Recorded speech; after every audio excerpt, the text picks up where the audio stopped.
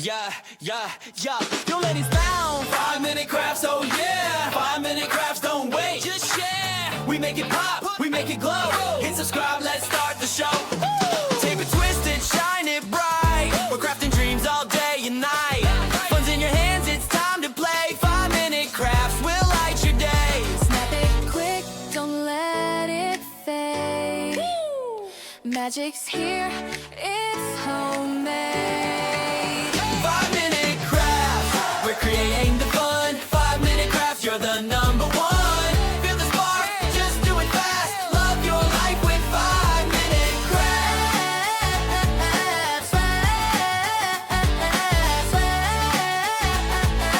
Love your life, 5-minute crafts. Yeah, yeah, yeah. Glue it, flip it, color flow. Turn your world into a show. Little acts that make it right. We shine together day and night. Come on, hit like, don't hesitate. Yeah. Join the vibe, it feels so great. 5-minute crafts, we lift you high. We make it simple, we make it fly. We make it high, we make it simple, we make it 5-minute crafts, we're creating the fun. 5-minute crafts, yeah, we're number one. DIY, you join, make it last. Live your best with 5-minute crafts.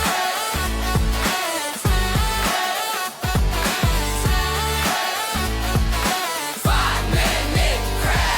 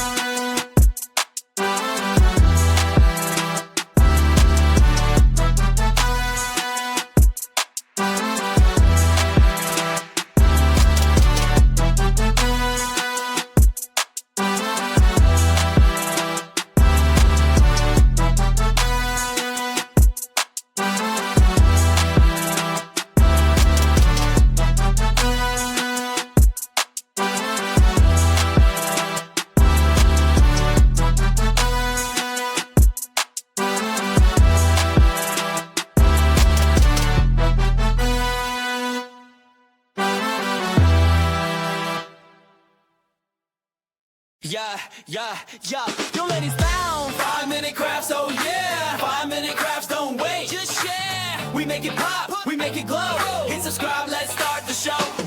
Tape it twisted, shine it bright. We're crafting dreams all day and night. Fun's in your hands, it's time to play. 5-minute crafts will light your day. Snap it quick, don't let it fade. Magic's here, it's homemade.